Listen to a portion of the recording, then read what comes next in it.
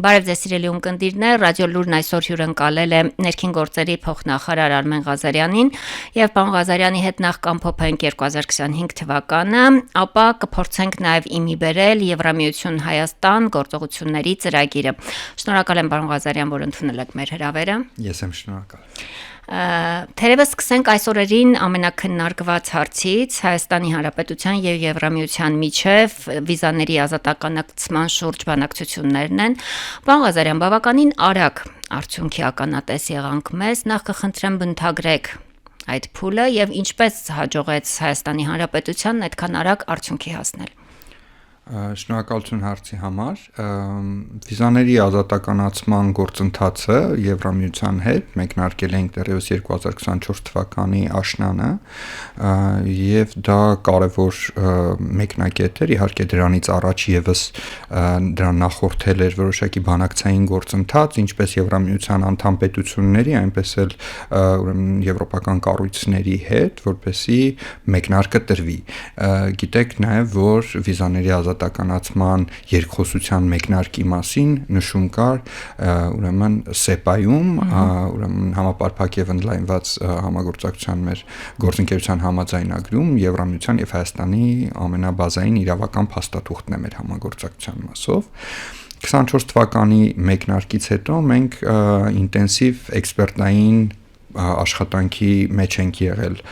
գործընկերների հետ, ունեցել ենք համապատասխան առաքելություններ, գնահատման առաքելություններ, երկու առաքելություն է այցելել Հայաստան, բավականին երկար ժամանակ, մեկ շաբաթ մնացել են Հայաստանում, դետալային ուսումնասիրել են այն ոլորտները, որոնք հետագայում ներառվել են նաև գործողությունների ծրագրի մեջ, եւ ուրեմն հաջողել ենք այս ինտենսիվ աշխատանքի արդյունքում 25 թվականի աշնանը ստանալ վիզաների ազատականացման գործողությունների ծրագիրը։ Իհարկե սա շատ կարևոր ուրեմն արդյունք էր մեր աշխատանքի, բայց միաժամանակ նաև սա շատ կարևոր մեկնակետ է, որովհետև կարծես ամփոփված լինի գործողությունների ծրագրում միգրացիայի, շարժունակության, սահմանների կառավարման, հանրային անվտանգության ոլորտում հիմնական այն բարեփոխումային ուղղությունները, որոնք Հայաստանի կառավարությունը արդեն իսկ որդեգրել էր եւ դա բավականին համահունչ էր եվրոպացի գործընկերների առաջնահերթություններին։ Այսինքն երկրորդ հանգամանքը, որ կցանկանայի նշել բացի ինտենսիվ աշխատանքը, դա մեր նպատակադրումների համընկնման կարևոր հանգամանքն է, դա էլ թերևս նպաստեց, որ մենք կարողանանք այս կարճ ժամկետներում ստանալ այս արդյունքը, իրականում մեկնարկից ի վեր մինչև գործողությունների տրամադրումը ամենակարճ հնարավոր ժամկետներում Եվրամիությունը մեզ ներկայացրեց գործողությունների ծրագիրը։ Պարոն Ղազարյան, գնահատման առաքելությունը Հայաստանում էր, կասեք ինչ արձանագրեց։ Այո, սա արդեն խոսում ենք երկրորդ գնահատման փուլի մասին, նախորդ նշածներս այն նպատակով էին, որպեսզի մշակվեր գործողությունների ծրագիրը։ Հիմա մենք դեկտեմբերին ունեցանք նաև նոր գնահատման առաքելություն արդեն գործողությունների ծրագրի փոխանցման պայմաններում, ուրեմն եւ սա կարելի ասել այսպես բազային ուսումնասիրություններ, կրկին բոլոր 4 ոլորտները, 4 բլոկները, ավելի ճիշտ կլինի ասել, որ ներառված են գործողությունների ծրագրում, լինի դա փաստաթղթերի անվտանգություն, տվյալների անվտանգություն, սահմանային կառավարում, միգրացիայի կառավարում, ապաստանի ոլորտ, հանրային անվտանգություն, մարդու իրավունքներ, այս 4 խումբ ոլորտներով գնահատում է իրականացվել։ Արդյունքները մենք կստանանք 26 թվականին, սակայն տրամադրվածությունը եւ այն նախնական քննարկումները, որ ունենք ուրեմն փորձագետների հետ, հույս են ներշնչում, որ մենք բավականին այսպես արագ տեմպերով կկարողանանք առաջ շարժվել։ Նշեմ նաև, որ բացի 4 բլոկներից գործողությունների ծրագիրը բաժանված է 2 խումբ հենանիշների։ Հենանիշի տրամաբանությունը որն է։ Առաջին խումբ հենանիշները առնչվում են ուրեմն օրենսդրությանը եւ ռազմավարություններին, դիցուկ վերցնենք օրինակ փաստաթղթերի անվտանգության ոլորտը, արդյոք Հայաստանը ունի այն օրենսդրական բազան եւ ունի այն ռազմավարությունը, որով կհասնի անվտանգ փաստաթղթեր փաստաթղթերի տրամադրմանը իր քաղաքացիներին եւ երկրորդ խումբենանիշները արդյոք կան այն պրակտիկաները, ֆիզիկական ենթակառուցվածքը, չգիտեմ, վերապատրաստված աշխատակազմը, որը կկարողանա ապահովել այդ օրենսդրության եւ այդ ռազմավարությունների պրակտիկ կիրառությունը։ Հիմա այս առաքելությունը, որ այցելել էր Հայաստան դեկտեմբերին, գնահատումը իրականացնում էր առաջին խումբենանիշների մասով, այսինքն օրենսդրություն եւ ռազմավարություններ։ Առաջիկա տարվա ընթացքում կհյուրընկալենք նաև երկրորդ խումբենանիշների գնահատող առաքելությանը եւ հուսանք 2026 թվականի կեսերին մենք կունենանք ուրեմն առաջընթացի զեկույցը։ Եվրամիությունը երկրների ուրեմն պրոգրեսը, առաջընթացը գնահատում է հենց այդ զեկույցների միջոցով եւ այդ զեկույցների ամփոփումն է, որ հնարավորություն է տալու Եվրոպական հանձնաժողովին դիմել Եվրոպական միության խորհրդին եւ առաջարկել ի վերջո, երբ հասնենք այդ վերջնակետին, ուրեմն ազատականացնել վիզային ռեժիմը Հայաստանի համար։ Պարոն Ղազարյան, հատկապես սահմանային կառավարման ոլորտում բավականին անելիքներ մենք ունենք։ Նախ կխնդրեմ ասել, ունենք արդեն ֆինանսական գնահատում, թե որքան կարժենան այդ բարեփոխումները եւ ընդհանուր առմամբ օրենսդրության մեջ մյուս խմբում ինչ ունենք անելու եւ որ ոլորտներում մասնավորապես։ Մի ընդհանուր դատողություն անեմ, այնուհետև անդրադառնամ սահմանային կառավարման հետ կապված ձեր հարցադրմանը։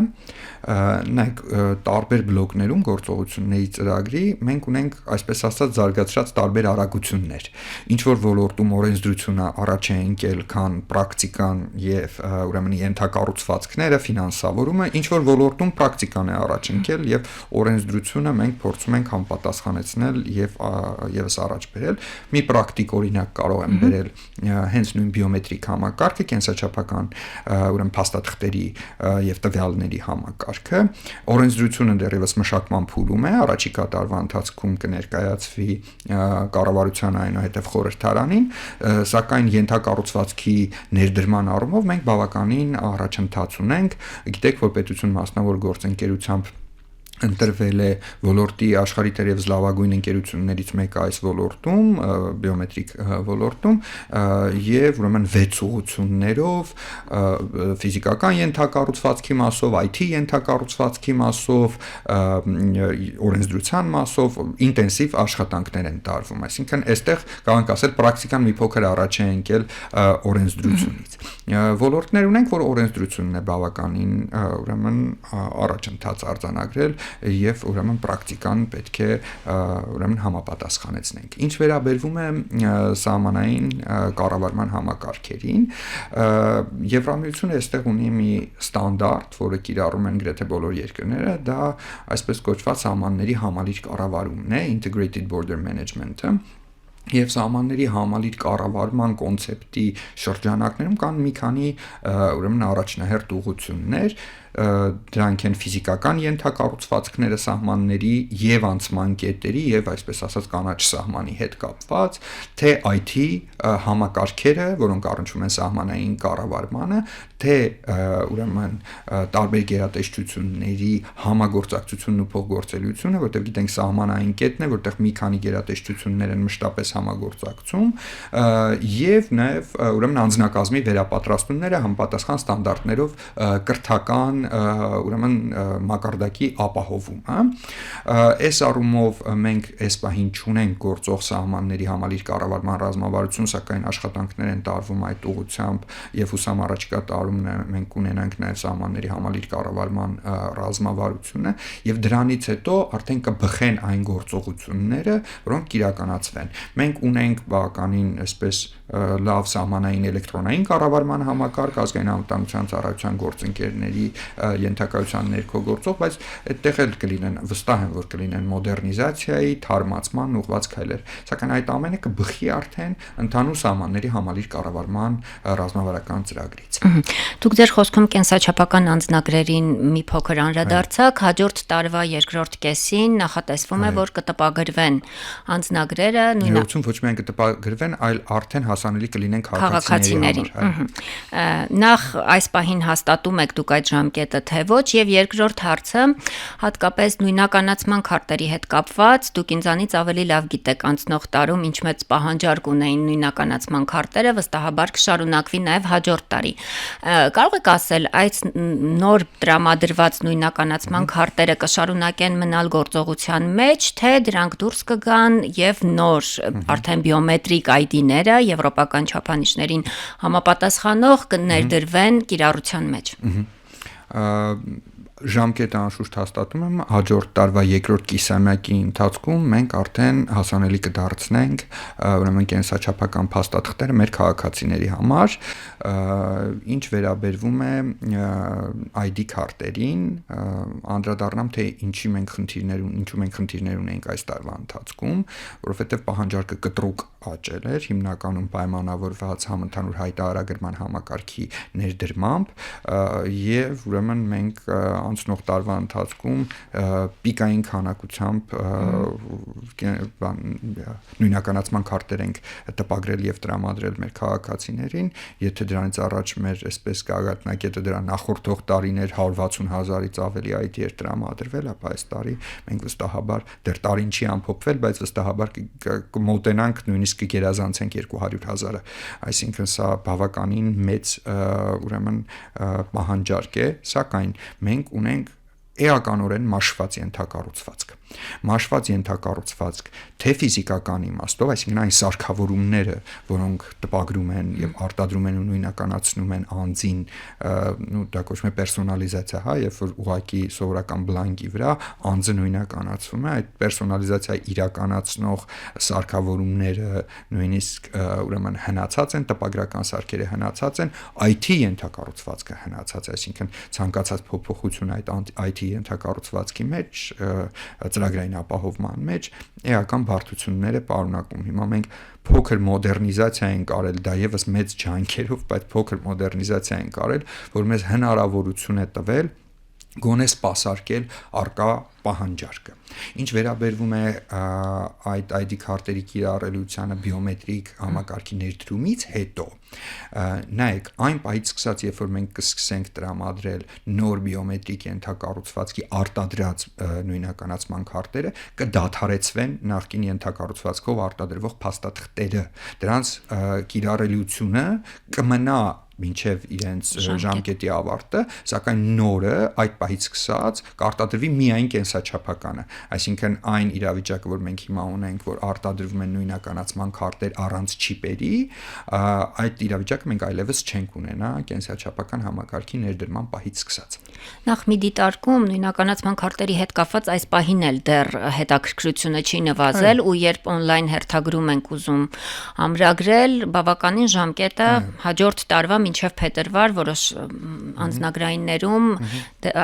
սահմանվում է, սա որպես դիտարկում եւ նոր նույնականացման քարտերը ինչ անվտանգային բաղադրիչներ են ունենալու։ Շատ լավ, արձագանքեմ ձեր դիտարկմանը, այնուհետև պատասխանեմ հարցին, այդ ժամկետի երկարությունը պայմանավորված է երկու հանգամանքով։ Առաջին հանգամանքը հետևյալն է, մենք ունենք բնակչության կենտրոնացում։ Հիմա եթե փորձեք ID-ների համար հերթագրվել, այսինքն Երևանի որևէ ուրեմն տարածքային միգրացիոն ծառայության որևէ տարածքային ստորաբաժանում, այո, կարող եք տեսնել նմանատիպ ժամկետներ, բայց եկեք փորձենք հերթագրվել որևէ մարզային տարածքային ստորաբաժանում։ Վստահաբար մենք չունենք այդ պատկերը, այսինքն շատ տեղերում նույնիսկ հնարավոր է 1-2 օրվա ընթացքում այդ գործընթացը իրականացնել եւ երկրորդ հանգամանքն էլ այն է, որ մենք հնարավորություն ենք ստեղծել նաեւ մարզային ուրեմն հատվածներում կենթանի հերթով եւս սպասարկվել։ Ուրեմն սա կապված է թերևս մեր բոլոր հանրային ծառայությունների հետ, որովհետեւ մենք ունենք բնակչության կենտրոնացում Երևանում, որի արդյունքում ծառայությունների վրա պահանջարկի մեծացման պարագայում ենթակառուցվածքները երբեմն չեն բավարարում այդ ծառայությունները պատշաճամկետներում մատուցելու համար, բայց արկա ենթակառուցվածքի պարագայում էլ կարծում եմ բավականին օպտիմալ կերպով կարողանում ենք սպասարկել արկա պահանջարկը։ Եթե մենք կարողանանք լիովին արկա ենթակառուցվածքով սպասարկել պահանջարկը եւ տալ որակյալ փաստաթղթեր թե Երևանում, թե մարզերում, ինչու պետք է գնանք այս արագացված մոդեռնիզացիային։ Մենք տեսնում ենք, որ մենք ունենք մոդեռնիզացիայի կարիք, մենք ընդունում ենք, որ այստեղ կա խնդիր եւ դրա համար իրականացնում ենք այս մասշտաբային մոդեռնիզացիոն պրոյեկտը։ Երկրորդ հանգամանքը, որ նշում եք, թե ինչ անվտանգային բաղադրիչներ ունի, արդեն մենք կարտադրենք ունենանք այնպիսի նույնականացման քարտեր, որոնք թե պլաստիկի իմաստով, այսինքն հենց նույն պլաստիկ քարտը ի վրա ունի բազմաթիվ անվտանգային հավելյալ բաղադրիչներ, քան այն, ինչ որ մենք ունենք, բայց դա միայն պլաստիկ քարտը չի, դա այն տվյալների ենթակառուցվածքն է եւ տվյալների պաշտպանության ենթակառուցվածքն է, որը գործում է դրա այսպես back-end-ում, այսպես ասած, դրա ետևում։ Եվ այստեղ մենք ունենանք էական փոփոխություն, էականորեն ավելի պաշտպանված համակարգ, թե կիբերանվտանգության տեսանկյունից, թե տվյալների պաշտպանության տեսանկյունից, ինչպես նաև կունենանք համապատասխան, ուրեմն էլեկտրոնային կրիչներ, ուրեմն մեր նույնականացման քարտերի վրա։ Պարոն Ղազարյան, նայեք, դուք ասում եք, որ եթե մարզեր գնան, մարզերից կկարողանան ավելի արագ ժամկետում նույնականացման քարտերը վերցնել։ Ես դա զուտ փաստ եմ արձանագրում։ Համաձայն եմ, բայց նայեք, քաղաքացու կենսական շահերի կենտրոնը Երևանն է, այստեղ է բնակվում, որքանով է ճիշտ կամ որքանով նա կարող է սոցիալապես ունենալ այն վիճակը, որ օրինակ Իջևան, Տավուշ, մի անգամ գնա հանձնի, վերադառնա 2 կամ 3 օր հետո նորից գնա վերցնի, այսինքն ձեր կարծիքով դա լուծում է, երբ Երևանի քաղաքացին վարչական շրջաններ, մոտ մարզեր ոչ մի խնդիր, բայց ես գիտեմ, վստահ եմ դուք էլ ինձանից ավելի լավ գիտեք, որ մոտ մարզերում էլ կա դեռ հերթը պահպանվում է, հետաքրքրությունը նույնականացման քարտերի դեպքում կա, ասեմ ավելին Երևանի որոշ վարչական այդ շրջանների ծառայություններում ավելի թեթև է հերթը, քան օրինակ Մասիսում, չգիտեմ, ավելի մոտ մարզերում։ Հիմա հարցս որքանով է արդար քաղաքացիներին ուղղորդել։ Կարծեմ ես քաղաքացիներին չէի ուղղորդում եւ նմանատիպ մղում ընդհանրապես չունեմ, զուտ արձանագրում եմ փաստը եւ փորձում եմ բացատրել այն իրավիճակը, որը ունենք, զուտ փորձում եմ արձանագրել, թե ինչ պատճառով է առաջացել այս իրավիճակը։ Այս իրավիճակը առաջացել է մաշված ենթակառուցվածքի եւ պահանջարկի կտրուկ աճի համադրման արդյունքում։ Այո, մենք ունենք ենթակառուցվածք, որի վրա տարիներ շարունակ բավարար չափով ներդրումներ չեն կատարվել։ Եթե կրկին նշեմ, եթե ներդրումները կատարված լինեին եւ ենթակառուցվածքը արդիական լիներ, մենք չէինք գնա պետություն մասնավոր գործընկերությամբ այս մասշտաբային ծրագիրը իրականացնելու քայլին։ Երկրորդ հանգամանքը կրկին չեմ ուղղորդում քաղաքացիներին, այլ փորձում եմ նկարագրել, որ մենք այո, ունենք բնակչության կենտրոնացման խնդիր, դիսբալանս, ընդհանուր առմամբ գիտեք, որ համաչափ զարգացումը տարիներ շարունակ խոսվում է, որ մենք պետք է զարգացնենք նաև մարզային քաղաքները, մասշտաբային ներդրումներ են կատարվում մարզերում զարգացման ուղղությամբ, անշուշտ ճիշտ է, դրա համար մենք որոշակի միջանկյալ լուծումներ ենք հիմա ներդնում, որպեսզի կարողանանք ենթակառուցվածքը պահել այնքան ժամանակ, պահել արդիական եւ պահել, չեմ կարող արդիական բառը թերևս սխալ է, պահել կենսունակ այնքան ժամանակ, մինչեւ նոր կենսաչափական համակարգը ավելի մեծ արտադրողականությամբ, ավելի մեծ կարողություններով կներդրվի եւ դրա համար օրինակ, մեկ օրինակ ձեզ բերեմ, ներդրել ենք նաեւ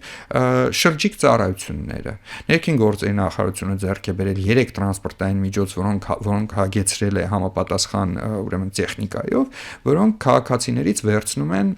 օրինակ դիմումներ, Ղարաբաղից տեղահանված անձանցից նաև քաղաքացիության դիմումներ են վերցնում, վարորդական վկայականի փոխանակում են իրականացնում, այսինքն ներքին գործերի նախարարության մատուցած հանրային ծառայությունները փորձում ենք ավելի հասանելի եւ մատչելի ուրեմն դարձնել քաղաքացիների համար։ Մի հանգամանք էլ բայց կցանկանամ շեշտադրել, այս միջանկյալ լուծումների շրջանակում մենք ներդրեցինք էլեկտրոնային հերթագրման համակարգը։ Հիմա արդեն չենք հիշում, որ մոտավորապես 1 տարի առաջ էլեկտրոնային հերթագրման համակարգը պարզապես չկար եւ հիշում եք եւ ֆիզիկական հերթերը անձնագրայինների դիմաց երբեմն վերածվում էին ծեծկրտուքի, ֆիզիկապես ծեծկրտուքի էին վերածվում։ Այո, օրը սկսվում էր առավոտյան 6-ին։ Անշուշտ, հիմա մենք չունենք այդ իրավիճակը, սա էլ պետք է նկատել։ Եվ երկրորդ հանգամանքը, ID-ի մասով չեմ ասի, նույնականացման քարտերի մասով չեմ ասի, որովհետեւ այո ունենք խնդիր, բայց անձնագրի մասով այս տարի առաջին անգամ պիկային սեզոնին, ամառային սեզոնին մեր տարածքային ստորաբաժանումներում անձնագրի համար շեշտում եմ, մեծ հերթեր չեն եղել, անձիկ 1-2 օրվա ընթացքում կարողանում էին փոխանակել իրենց ճամփորդական փաստաթուղթը եւ մեկնել իրենց հանգստի։ Վերջին տասնամյակի ընթացքում սա թերևս առաջին տարին էր, որ անձնագրի մասով մենք այդ խնդիրները չենք ունեցել։ Այսինքն խնդիրները արձանագրում ենք, խնդիրներից չենք թաքնվում եւ քայլ առ քայլ լուծելով գնում ենք առաջ։ Պարոն Ղազարյան, մի ճշտող հարցել ու անցնենք հաջորդ թեմային, եթե կարելի է նույնականացման քարտերը, կենսաչափական նույնականացման քարտերի մասին է խոսքը, կտպագրվեն կենսաչափական անձնագրերին զուգահեռ, թե դա ավելի ուշ ժամկետ կլինի։ Եկեք այդ դետալների մեջ դեռևս չմտնենք, որովհետև այդտեղ ունենք նաև աշխատանք մասնավոր գործընկերոջ հետ կապված իրենց ենթակառուցվածքի հասանելիության մասով, սակայն կարող եմ վստահեցնել, որ առնվազն թե անձնագրերը, թե նույնականացման քարտերը հաջորդ տարվա երկրորդ կիսամյակին հասանելի կլինեն մեր քաղաքացիների համար։ Շնորհակալ եմ։ Միգրացիոն ռիսկերի կառավարմանը, եթե անդրադառնանք, որը նույնպես շեշտադրվում է գործողությունների ծրագրում եւ շատ կարեւոր է ինչ է անում Հայաստանի Հանրապետությունը այս առումով եւ ինչ ռիսկեր եք անձամբ դուք տեսնում այս ոլորտում։ Շատ կարևոր հարց եք բարձրացնում,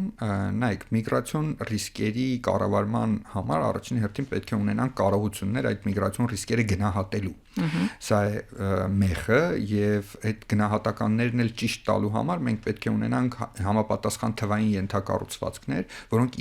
իրար հետ կլինեն փոխգործելի եւ մեր վերլուծությունները կլինեն որակյալ։ Այս առումով շատ կարևոր է, որ մենք հիմա բավականին լավ փոխգործելիություն ենք ապահովում նաև բնակչության պետական ռեգիստրի սահմանային էլեկտրոնային կառավարման համակարգի ուրեմն միջև,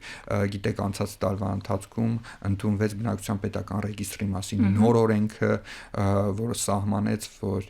տվյալների փոխանակման շերտով բնակչության պետական ռեգիստրը պետք է փոխկապակցված լինի մի շարք էլեկտրոնային կառավարման համակարգերի հետ, այդ թվում նաև ազգային անվտանգության ծառայության սահմանային էլեկտրոնային կառավարման համակարգի հետ։ Ես կցանկանայի, սա զուտ տեխնիկական մասը, հիմա անդրադառնանք բովանդակային հատվածին, կցանկանայի շեշտադրել այն միգրացիոն միտումների փոփոխությունը, որը մենք արձանագրում ենք վերջին տարիներին։ Ամենակայուն տրենդը, ամենակայուն միտումը, ես կասեի, դա օտարերկրացիների կողմից Հայաստանի հանդեպ հետաքրքրության աճն է։ Եթե մենք նայում ենք սահմանահատումների վիճակագրությանը, բացառությամբ կոവിഡ്ի տարին 2020 թվականը, որը միգրացիոն վիճակագրության մեջ ամբողջ աշխարհում բոլոր վիճակագրությունների մասով բացառություն է, վերջին տասնամյակում մենք նկատում ենք կայուն դրական սահմանահատումների հաշվեկշիռ օտարերկրացիների մասով։ Նկատում ենք կայուն աճ քաղաքացիության դիմումների մասով, հետաքրքրության աճ կացության կարգավիճակ ձեռք բերելու մասով։ Այս ուղղությամբ հետագայում եթե հարցեր լինեն կպարզաբանեմ նաև թե ինչ քայլեր ենք իրականացնում, բայց սա առաջին միտումն է։ Երկրորդ միտումը, որ կցանկանայի շեշտադրել, դա պայմանավորված է, իրականում այդ խնդիրը առաջացել է տնտեսությունից, խնդիր նույնիսկ սխալ է ասել, այդ միտումը առաջացել է տնտեսությունից, եթե նայենք աշխատանքի հիմքով կացության կարգավիճակները, քանակապես վերջին 6-7 տարում սկսել են գերազանցել ուսման հիմքով կացության կարգավիճակներին, որովհետև նախկինում մեր այսպես թոփ պահանջարկ վայելող կացության կարգավիճակ ուսման հիմքով կացության կարգավիճակն էր, գիտեք, մենք ունենք բազմաթիվ ուսանողներ Հնդկաստանից, որ օրինակ ցանկանում էին, ասենք, բժշկական մասնագիտություններով ուրեմն սովորել Հայաստանում եւ դրա համար ուրեմն ունեին կայուն այդ միգրացիոն հոսքը։ Իսկ հիմա տնտեսությունը առաջացրել է պահանջարկ, որը ուրեմն բավարարվում է օտարերկրյա աշխատուժի ներգրավմամբ։ Սրան գումարվեց նաև ուրեմն ռուս-ուկրաինական այս ռազմական գործողությունների հետևանքով Ռուսաստանից էական ներհոսքը, որը մենք օրինակ տեսնում ենք ԵԱՏՄ քաղաքացիների համար տրվող օրինական բնակության տեղեկանքներով, որտեղ գիտեք, ԵԱՏՄ երկրի քաղաքացին, եթե աշխատանքային գործունեություն է իրականացնում մեկ այլ ԵԱՏՄ երկրի տարածքում, ապա նա թույլատվական փաստաթղթի անհրաժեշտություն չունի, այսինքն աշխատանքի թույլտվություն չի տրվում, բայց հավաստվում է զուտ իր աշխատանքային գործունեության ընթացքում նրա օրինական բնակության ժամկետը։ Սա իրականում եւս հավելյալ աշխատուժ է, որ ներգրավվել է ուրեմն Հայաստանում։ Սա երկրորդ կարևոր միտումն է, եւ երրորդ կարևոր միտումը, որը փոքր է միտման տեսանկյունից, բայց էական է, որովհետև շարունակվում է արդեն, դա աշխատանքային միգրացիոն արտահոսքի որոշակի նվազումն է։ Չեմ կարող ասել մեծ նվազման մասին, բայց որոշակի նվազումն է։ Հիմա ներկայումս մեզ որոշակիորեն դժվար է այդ վիճակագրությունը ստանալ,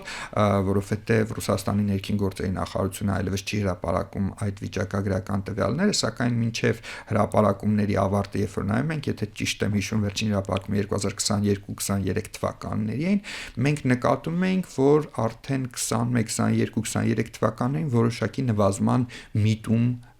կար։ Այս 3 միտումների համադրմամբ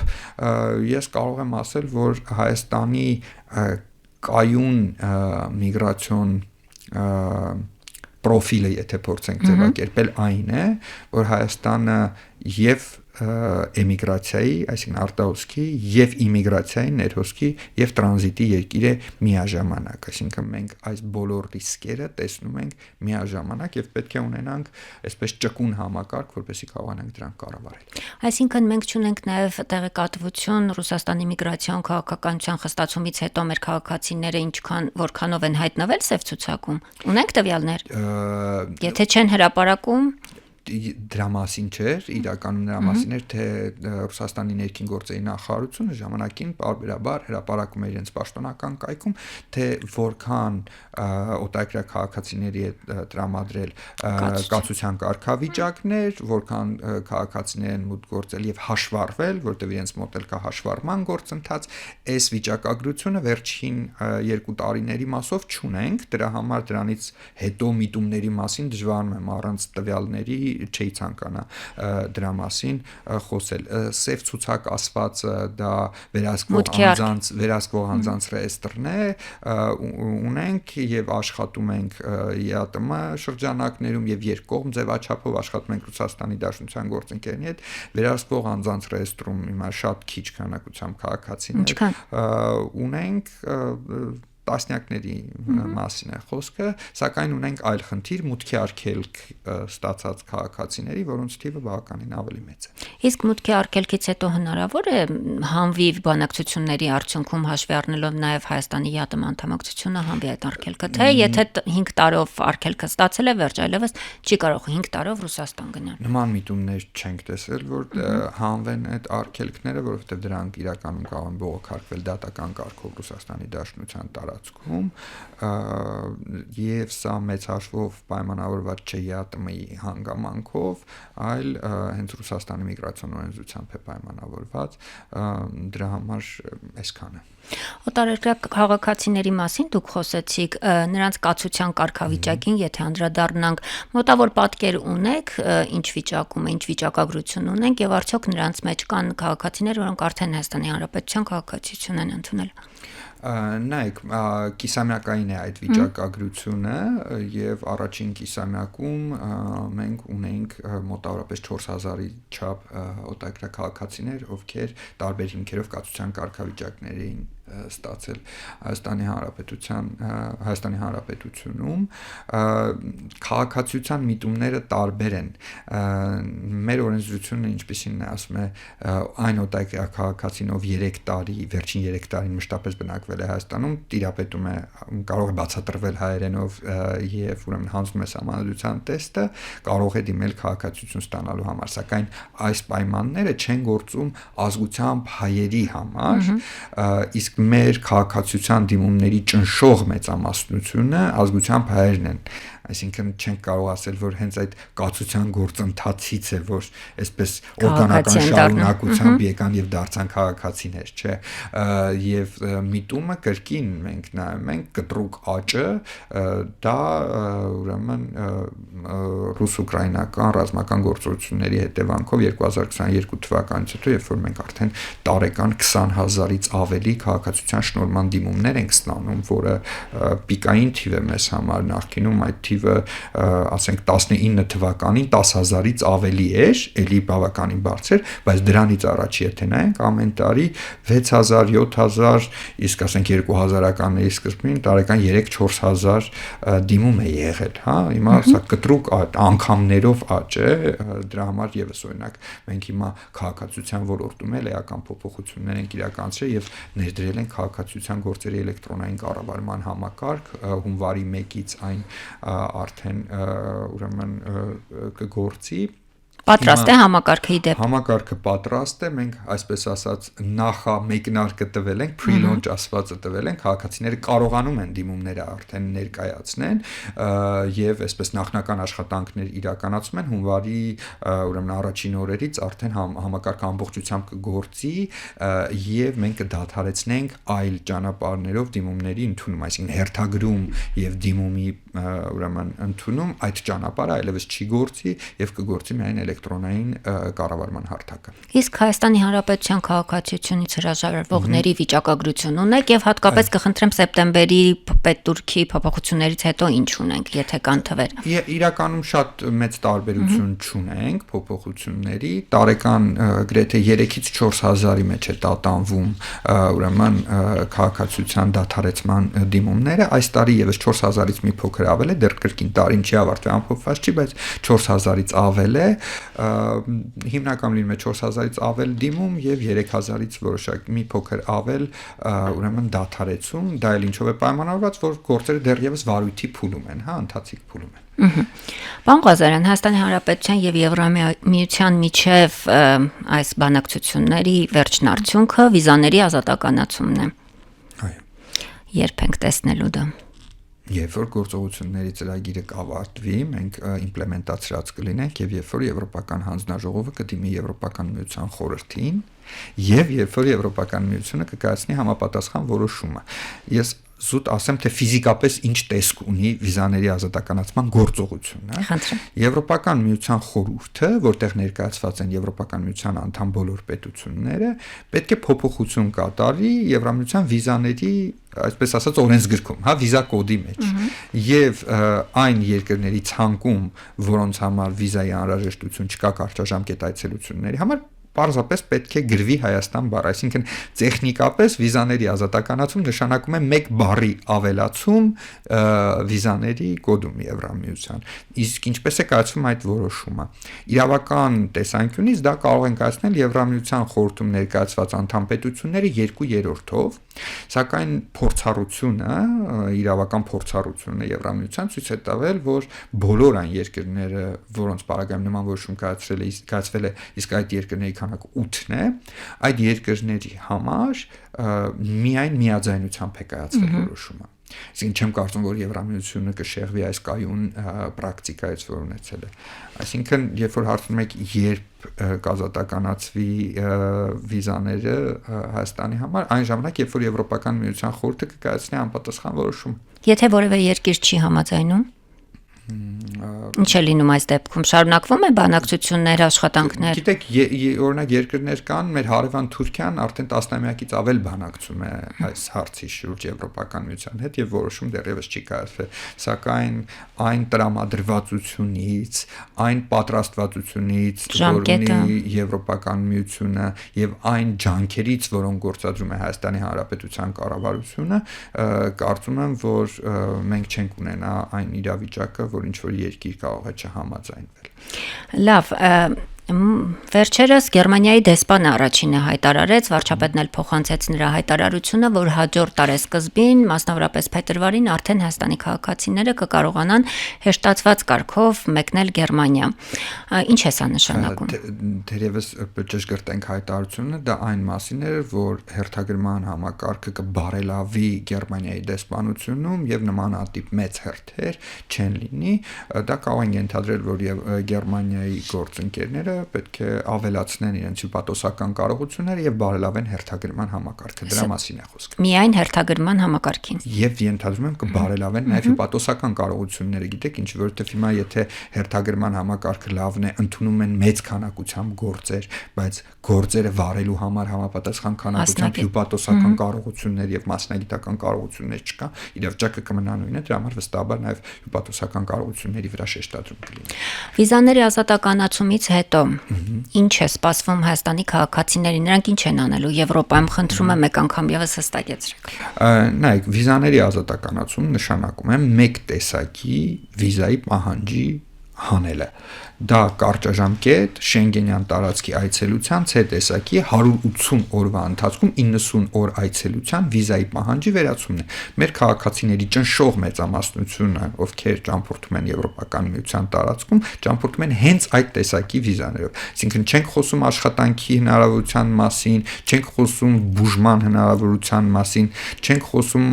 ուրեմն այլ երկրների ազգային վիզաներ ստանալու մասին, այլ խոսում ենք միայն Շենգեն կարճաժամկետ վիզայի պահանջի վերացման մասին, սակայն դա ինքնին շատ մեծ քայլ է, որովհետև ինչպես նշեցի, մեր քաղաքացիների ճնշող մեծամասնությունը հենց այդ տեսակի վիզայով է ճամփորդում Եվրամիության տարածքը։ Ինչպես է կառավարելու միգրացիոն հոսքերը։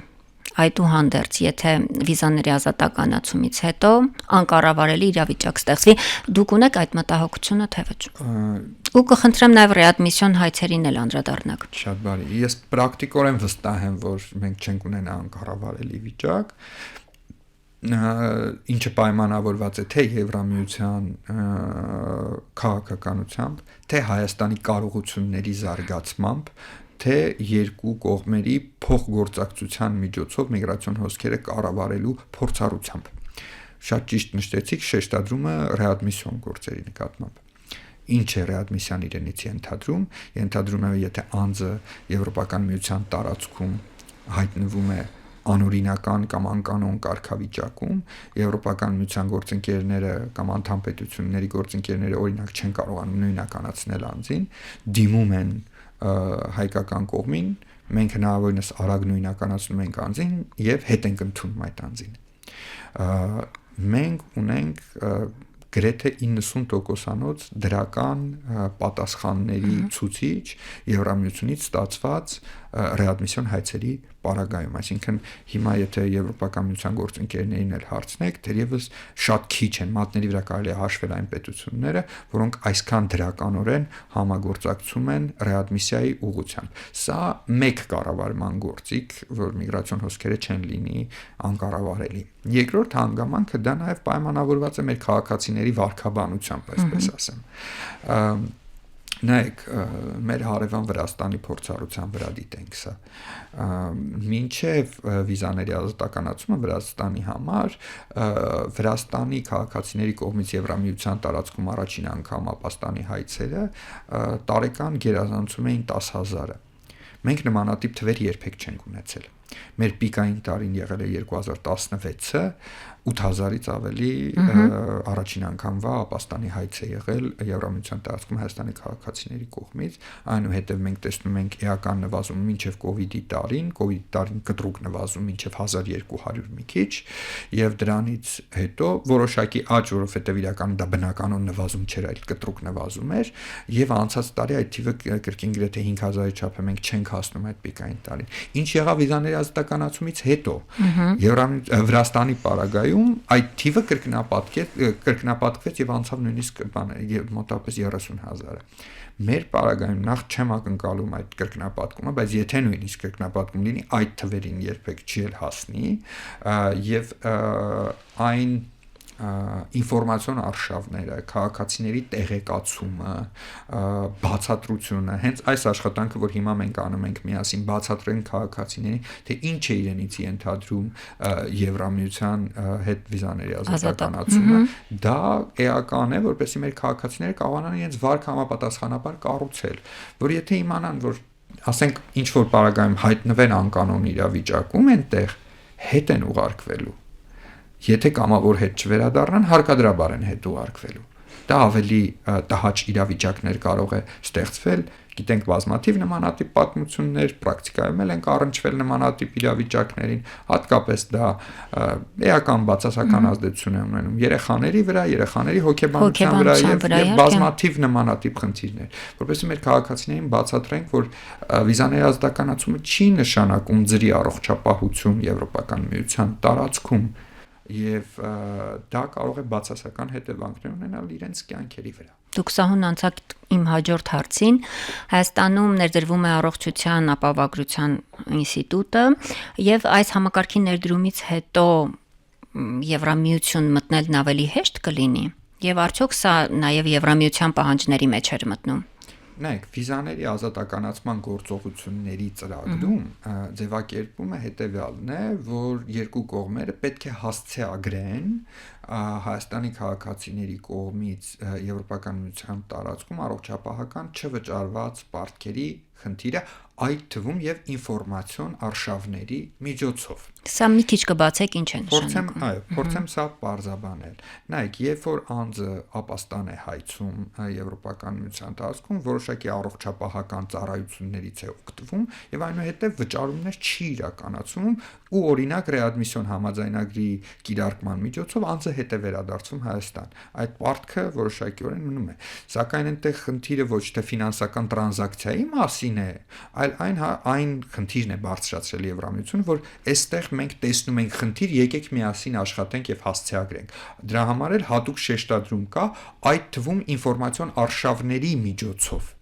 Այսինքն մենք պետք է աշխատենք եւ մեր քաղաքացիներին բացատրենք այն, ինչ որ մի քիչ առաջ խոսում ենք, որ սա ծրի առողջապահության համակարգ չէ,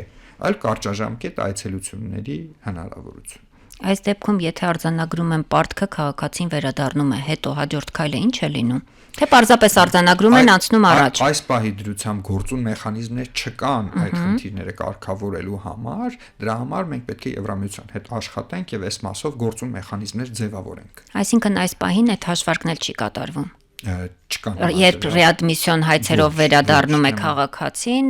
ոչ, նման տվյալ չկա։ Պարզ է։ Ու եթե կարելի է նշեք, Եվրոպայում առանց օրինական Եվրոպայում անօրինական բնակվող այն ընտանիքների անդրադառնանք, որոնք ունեն զինծառայության տարիքի երեխաներ, տղաներ, նախ մենք ունենք վիճակագրություն եւ այստեղ ինչ պատկեր ունենք։ Նայեք, հաշվի առնելով այն հանգամանքը, որ խոսում ենք առանց օրինական հիմքերի բնակվող անձանց մասին, այդտեղ չի կարող լինել վիճակագրություն։ Իսկ ռեադմիսիայի կներեք, ռեադմիսիայի դեպքում էլ չունենք այդ վիճակագրությունը։ Ռեադմիսիայի դեպքում ունենք վիճակագրություն, ստացված վիճակագրությունը այն հայցերի վիճակագրությունն է եւ քաղաքացիների քանակի վիճակագրությունն է, որոնց մասով ստանում ենք հայցերը, ու այդտեղ կայուն հայցերի քանակը անձանց մասով 600-ից 700-ի շրջանակներում է տատանվում, որոշ տարիներ գերազանցում է 1000-ը, պիկային տարին 2019 էր, 1000-ից ավելի ունեինք այստեղ անձանց մասով հայտեր եւ բավարարում ենք, ինչպես նշեցի, 90%-ից ավելին։ Սակայն երբ որ խոսում ենք անչափահասների մասով, այո, մեր քաղաքացիներին սա եւս պետք է պարզաբանենք, որ եթե գնում են եւ այնտեղ ապաստան են հայցում կեղծ տվյալներով եւ օրինակ այնտեղ ունենում են անչափահաս երեխա, այդ երեխան ինքնին արդեն իսկ ծնվում է կեղծ տվյալներով։ Հասկանում եք ինչքան բարդ իրավիճակի մեջ է հայտնվում։ Մենք գիտենք, որ մեր քաղաքացիության օրենսդրությունը ենթադրում է, որ եթե անձը Հայաստանի քաղաքացի է, ծնողները Հայաստանի քաղաքացիներ են, անկախ այն հանգամանքից որտեղ կծնվի երեխան օրենքի ուժով Հայաստանի քաղաքացի է, այսինքն ծնվում է Հայաստանի քաղաքացի եւ նրա հետ առաջանում են նաեւ զինապարտության պարտականությունը եւ մնացած բոլոր իրավունքներն ու պարտականությունները, որ ենթադրում է քաղաքացիությունը։ Եվ հետո երբ որ այս երեխաների քաղաքացիությունը պարզաբանվում է եւ պարզվում է, առաջանում է այո զինապարտության պարտականության խնդիրը եւ սա մեծ տրավմա կարող է լինել երեխայի համար, որ նա հենց կեղծ տվյալներով է ծնվում։ Այստեղ մենք այո ունենք բացատրական էական աշխատանք անելու մեր քաղաքացիների հետ եւ փորձում ենք դա ուրեմն հնարավորինս իրականացնել։ Իսկ այս դեպքում ինչ է լինում այդ երեխաների հետ։ Նրանք վերադառնում են Հայաստան։ Երբ որ վերադառնում է, երեխան պետք է համապատասխան փաստաթղթավորվի Հայաստանի քաղաքացու անձնագրով եւ արդեն ունենալու է այն բոլոր իրավունքներն ու պարտականությունները, որոնք ենթադրվում են Հայաստանի քաղաքացու համար։ Պարոն Ղազարյան, չեմ կարող չհարցնել ձեզ Լեռնային Ղարաբաղից բռնի տեղահանվածների հետ կապված քաղաքացիության հետ դիմումների թիվը ավելացել է, նվազել է, հետաքրքրությունը կա եւ դժգոհություններ կան, որ գործընթացը ոնց որ թե այնքան էլ հեշտացված չէ, որովհետեւ պարբերաբար ես տեսնում եմ մեկնաբանություններ, որ դիմել են 2 ամիս սպասում են, դեռ քաղաքացիություն չի շնորհվել։ Հետաքրքրության աճ մենք տեսնում ենք, դիմումների քանակը արդեն մոտ 30,000-ին է մոտենում, շնորհված քաղաքացիության շնորհված անձանց թիվը գերազանցում է 26,000-ը, 8,000-ից ավել անչափահասներ, գիտեք անչափահասի պարագայում քաղաքացիության գործ չի վարվում, անձնագրի փոփոխության ուժով երեխան ուրեմն ճանաչվում է Հայաստանի քաղաքացի, դառնում է Հայաստանի քաղաքացի։ Ինչ վերաբերում է վարչարության մասով ասեմ, որ մեր ստանդարտ վարչարությունը ենթադրում է 90 աշխատանքային օր, այսինքն մոտավորապես 4 ամիս, սակայն տեղահանված ուրեմն մեր հայրենակիցների մասով մենք առավելագույն ջանքերն ենք գործադրում, որ այդ վարչարությունը սահմանափակվի 2 ամսվա շրջանակներում։ Չեմ կարող բացառել, որ առանձին դեպքերով ծանրաբեռնվածությամբ պայմանավորված կարող են լինել որոշակի ձգձգումներ, սակայն մենք չենք հասնում սովորական վարչարությանը եւ բնականաբար Ղարաբաղից տեղահանված մեր հայրենակիցները առավել կարճ ժամկետներում են ստանում ուրեմն քաղաքացիությունը, քան ստանդարտ ընթացակարգի պայմաններում եւ մի հանգամանք եւս կցանկանայի շեշտադրել, այս ընթացքում մենք չենք ունեցել որևէ մերժում։ Չի եղել տեղահանված որևէ անձ, որի քաղաքացիության դիմումը մերժված լինի։ Իսկ փաստաթղթերի հետ կապված խնդիրները շատ են։ Փաստաթղթերի հետ կապված այո, կարող են առաջանալ խնդիրներ, անշուշտ կարող են առաջանալ խնդիրներ, հիմնականում ծննդականների հետ կապված, այդ պարագայում էլ յուրաքանչյուր դեպքով գործակցում ենք Արդարադատության նախարարության քաղաքացիական կացության ակտերի գրանցման գործակալության մեր գործընկերների հետ եւ փորձում ենք լուծել յուրաքանչյուր ուրեմն գործով այդ խնդիրը։ Ամենակարևոր հարցը, որ կուզենայիք ձեզ տրվեր, բայց չտրվեց այս զրույցի ընթացքում։ Ուր ենք շարժվում ռազմավարական իմաստով, ես կարծում եմ ռազմավարական, ես տվեցի, ես էլ պատասխանեմ, հա։ Ռազմավարական իմաստով կարծում եմ շարժվում ենք ճկուն եւ արդյունավետ միգրացիոն համակարգի ձևավորման ուղղությամբ, որը արդիական կլինի ժամանակակից մարտահրավերներին։ Շնորհակալ եմ։ Ռադիո Լուրն այսօր հյուրընկալել էր ներքին գործերի փոխնախարար Արմեն Ղազարյանին։